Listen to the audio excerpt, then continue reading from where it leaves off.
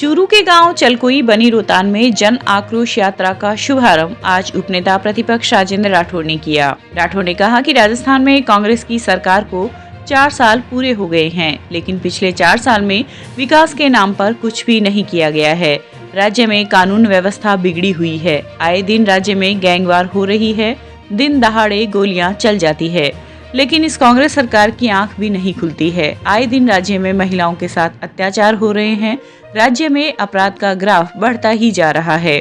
कांग्रेस सरकार की आपसी खींचातानी में जनता पिसती जा रही है। इस मौके पर यात्रा प्रभारी बनवारी लाल सैनी, पूर्व जिला प्रमुख हरलाल सहारण, प्रधान दीपचंद राहड़ आदि ने अपने विचार व्यक्त किए। चूरू तहसील के अंदर जन आक्रोश यात्रा का आगाज हुआ है। लोग उमड़ घुमड़ कर आ रहे हैं। 4 साल में इस इलाके के अंदर कांग्रेस का कोई नेता नहीं आया। जो कुछ काम यहाँ विकास के हुए भारतीय जनता पार्टी के कालखंड में हुए, अब भी हो रहे हैं। और जिस प्रकार बिजली को लेकर यहाँ हाहाकार है, कानून व्यवस्था, लोग अपना अपना पहरा लगा रहे हैं। चोरियों का इतना डर है, ना बिजली है ना पानी है, ढाणियों के अंदर कनेक्शन बंद पड़े हैं, खाद्य सुरक्षा नाम जुड़ा नहीं है।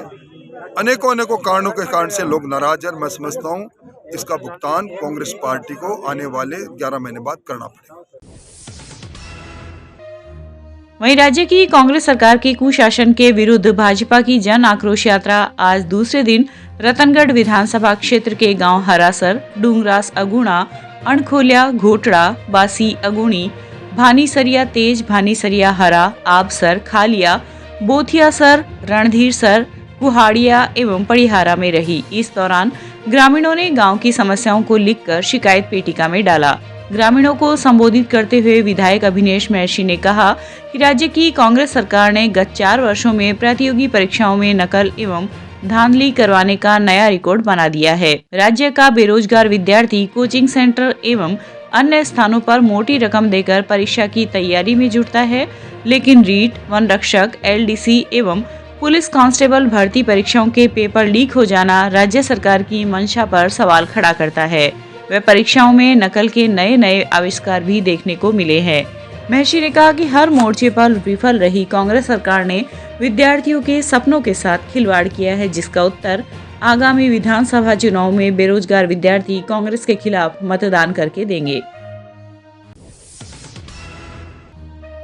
सरदारशहर के नवनिर्वाचित विधायक पंडित अनिल शर्मा का धन्यवाद यात्रा के तीसरे दिन आज गांव में जोरदार स्वागत किया गया। धन्यवाद यात्रा के तहत शर्मा ने ग्रामीणों का आभार प्रकट करते हुए कहा कि उनके सुख दुख में हमेशा तत्पर रहेंगे और उनके वाजिब काम और गति से कराएंगे तथा उनके मान सम्मान में कमी नहीं आने देंगे। इस अवसर पर भूमि विकास बैंक के चेयरमैन ईशाराम डूडी, उपाध्यक्ष अब्दुल रशीद चायल, सरपंच नानूराम पारिक आदि मौजूद रहे।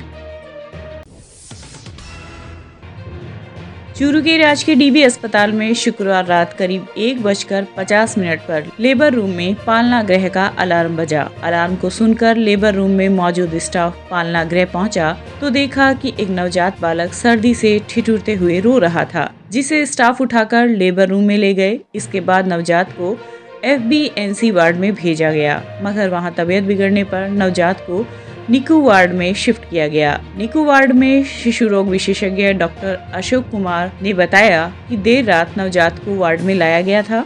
जन्म के करीब 4 से 5 घंटे बाद नवजात को पालना गृह में छोड़ा गया है, जिसका वजन करीब 1 किलो 600 ग्राम है।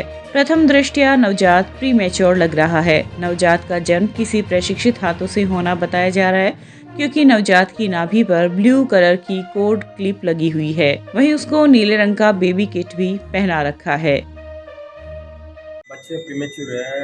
मेरे मिलने टाइम में सांस को तकलीफ ज़्यादा है, तो मैंने सीधा CPAP में रखा था बच्चे की और RBS चेक कर लिया। RBS ठीक चल रहा है, लेकिन सांस को तकलीफ है सर। इनकी वजह से CPAP continuous positive airway pressure ventilation पे रखा दिया और अभी तक मेंटेन कर रहे हैं, लेकिन अभी देखना पड़ेगा। CPAP में अभी चल रहा है, अभी भी डिस्ट्रेस तकलीफ लग रहा है।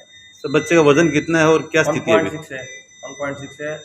अभी रात से कंपैरेटिव टू रात से तो अभी थोड़ा सही है। सर बच्चा जिस कंडीशन में मिला है वो कहाँ का लग रहा है? डिलीवरी सरकारी हॉस्पिटल की है या प्राइवेट की है? हमको पता नहीं है, वो छोड़ के गई सीधा। भारतीय किसान संघ की विशाल किसान गर्जना रैली के तहसील मंत्रियों का आज रैली प्रभारी नियुक्त किया गया। किसान संघ चूरू के जिला मंत्री शीशराम प्रजापत ने बताया कि संघ 19 दिसंबर 2022 को राजधानी नई दिल्ली के रामलीला मैदान में विशाल किसान गर्जना रैली का आयोजन कर रहा है, जिसमें देश के सभी राज्यों से लगभग 560 जिलों के प्रतिनिधि मंडल cycle rally, motorcycle rally, tractor rally, जनसभा व नुक्कड़ सभा कर अपने अपने स्थान से रवाना होंगे व 5 प्रमुख मांगों को लेकर आंदोलन करेंगे। इसी क्रम में जयपुर प्रांत व जिलाध्यक्ष के निर्देशन में चूरू के हर तहसील के लगभग गाँवों में किसान संघ के प्रतिनिधियों द्वारा मांग पत्रक का विमोचन किया गया। राजस्थान पेंशनर समाज शाखा में 51वें राष्ट्रीय पेंशनर दिवस पर जिला स्तरीय सम्मेलन में आज 80 वर्ष से ऊपर विशिष्ट उपलब्धियां प्राप्त करने वाले पेंशनरों को अभिनंदन पत्र व शॉल उड़ाकर सम्मानित किया गया। सम्मेलन में 7 तहसील की उप शाखाओं के प्रतिनिधियों ने भाग लिया। इस मौके पर स्मारिका परिचारिका 2022 पुस्तक का विमोचन जिला एवं विधिक सेवा प्राधिकरण के सचिव प्रमोद बंसल व मंचस्थ अतिथियों द्वारा किया गया। सचिव बंसल ने कहा कि बुजुर्ग आज के युवाओं के लिए एक धरोहर है। इस धरोहर का मान सम्मान करना चाहिए। इस अवसर पर शाखा के कार्यकारी अध्यक्ष बिरजू सिंह राठौड़, BRGB बैंक के क्षेत्रीय प्रबंधक सुनील कुमार अग्रवाल, राज्य विवाह एवं प्रावाध्याय निधि के सहायक निदेशक मंगतूराम चावरिया आदि ने भी अपने विचार व्यक्त किए। आज 51वां राष्ट्रीय पेंशनर दिवस है। इस उपलक्ष्य में राजस्थान पेंशन समाज जिला शाखा चूरू में जिला स्तरीय सम्मेलन का आयोजन किया गया, जिसमें जिले की 7 तहसीलों के उप शाखाओं के प्रतिनिधियों ने भाग लिया। इस अवसर पर हमने 80 वर्षीय आयु को पार कर चुके पेंशनरों को सम्मानित किया। इसके साथ ही जो विशिष्ट उपलब्धियां प्राप्त पेंशनर्स हैं उनको भी हमने सम्मानित किया और हमारी जो स्मारिका है परिचारिका 2022 उसका भी अतिथियों द्वारा लोकार्पण किया गया।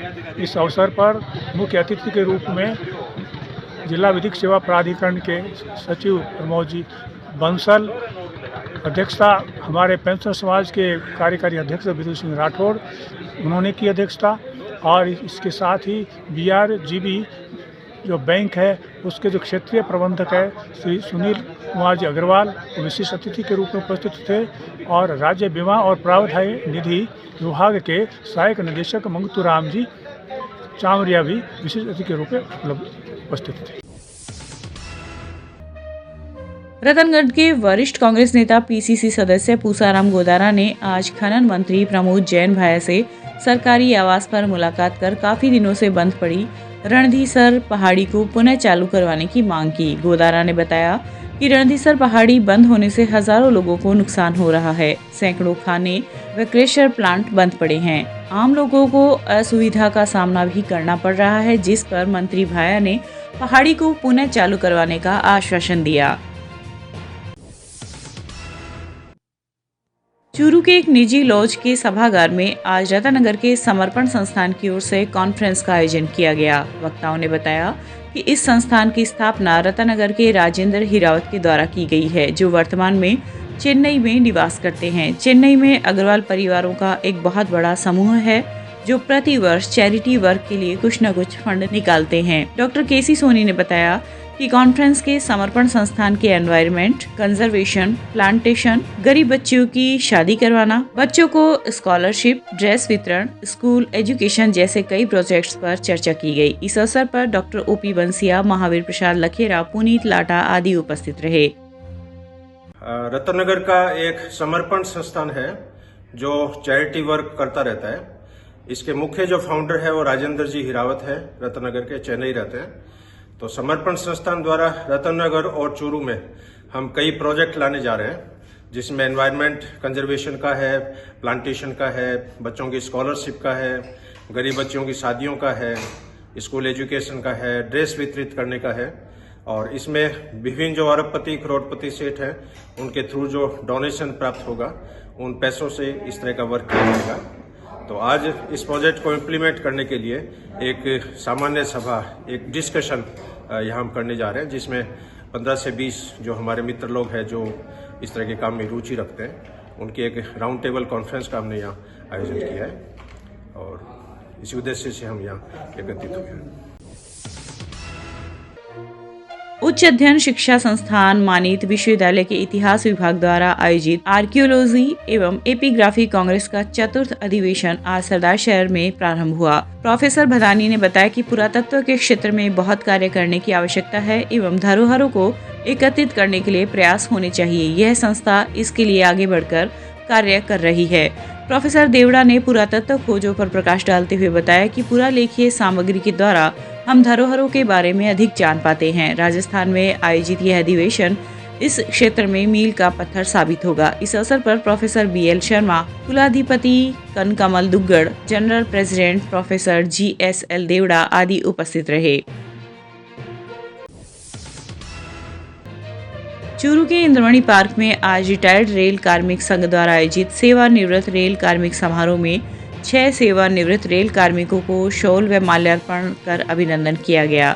रिटायर्ड रेल कार्मिक संघ के अध्यक्ष नवाब खान ने बताया कि समारोह में 75 वर्ष के 4 और 85 वर्ष के 2 सेवानिवृत्त रेल कार्मिकों का सम्मान किया गया। इस अवसर पर वरिष्ठ कार्मिक M राव, भंवरलाल मीणा सहित कई जन उपस्थित रहे।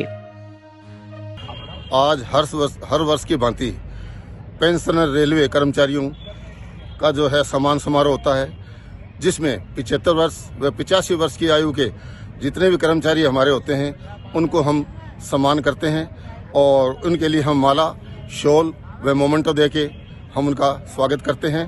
और ये जो है रेलवे कर्मचारियों का एक समूह है जो कि कई वर्षों से चला रहा है। और ये दिन महत्व यूँ है कि पेंशन जो है 17 दिसंबर को ही हमारे शुरू हुई थी, इसलिए ये समारोह हमारे लिए बहुत काफ़ी अच्छा है। और इसमें सभी लोग सेवानिवृत्त हैं, वह आते हैं, एक दूसरे से मिलते हैं और किसी का कोई भी कार्य अधूरा है तो उसके लिए भी वे हमें प्रार्थना पत्र देते हैं, तो हम उनके काम का निराकरण करते हैं और उनका कार्य करवाते हैं। धन्यवाद।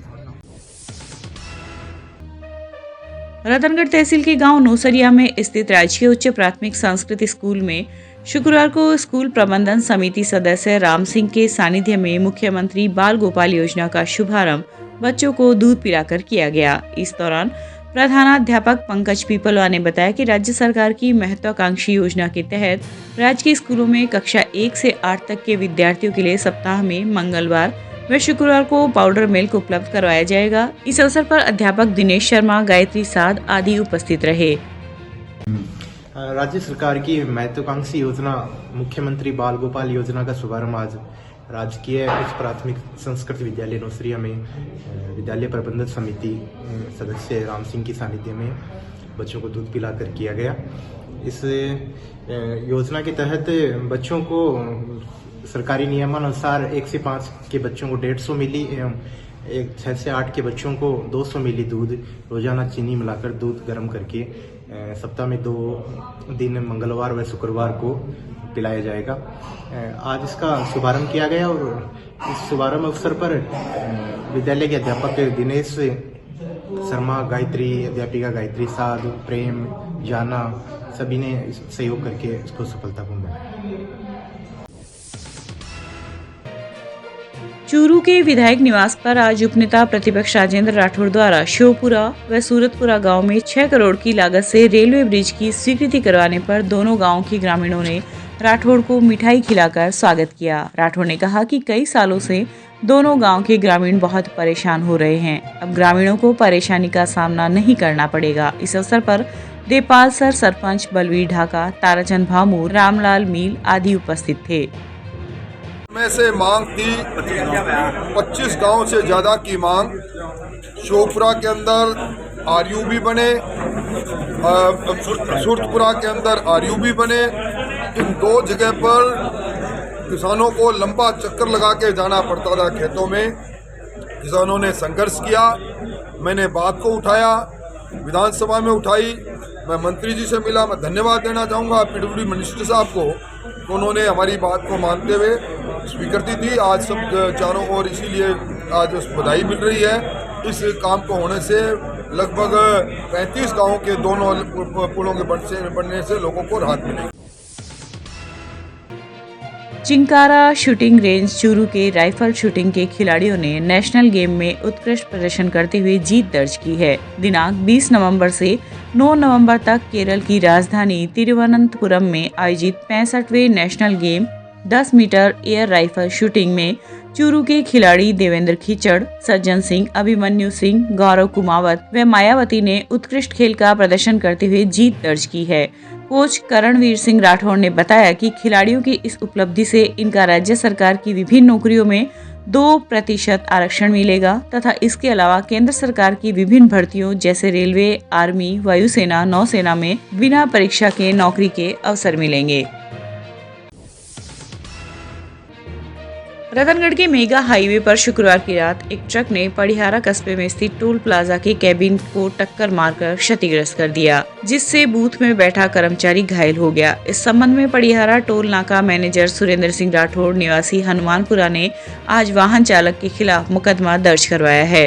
पुलिस ने बताया कि सुरेंद्र सिंह ने रिपोर्ट में लिखा है कि शुक्रवार की रात सुजानगढ़ की तरफ से तेज गति से एक ट्रक आया वह टोल प्लाजा की लेन 2 पर स्थित केबिन के टक्कर मार दी, जिससे बूथ पर बैठा कर्मचारी विकास पुत्र जगदीश प्रसाद घायल हो गया। घायल अवस्था में उसे जिला अस्पताल में भर्ती करवाया गया, जहां पर डॉक्टरों ने उसे बीकानेर रेफर कर दिया। घटना में टोल पर लगे कैमरे व अन्य सामान भी क्षतिग्रस्त हो गए। पुलिस ने मुकदमा दर्ज कर जाँच शुरू कर दी है। लापरवाही से सुजानगढ़ की तरफ से गाड़ी बहुत ही लापरवाही से ड्राइवर चला रहा था और उसने बूथ को डैमेज कर दिया पूरा। वो हमारा जो कर्मचारी था जो अंदर बैठा था, काम कर रहा था टोल पे, उसके पैर में फ्रैक्चर है, हाथ में भी फ्रैक्चर हुआ है। उसको रतनगढ़ यहाँ सरकारी अस्पताल में चेक कराया और रतनगढ़ से फिर उसको रेफर किया गया है। अभी उस गाड़ी के खिलाफ ने यहाँ पे FIR करवाई है। काफ़ी टोल पे नुकसान हो गया, 5 से 6 लाख के लगभग ज़्यादा नुकसान हुआ है। 50 लाख रुपए की फिरौती मांगते हुए 3 जनों ने एक व्यक्ति को फोन किया। वे फिरौती की रकम नहीं देने पर उसे जान से मारने की धमकी देने का मुकदमा आज रतनगढ़ तहसील के गांव लधासर निवासी 36 वर्षीय महिपाल सिंह राजपूत ने पुलिस थाना में दर्ज करवाया है।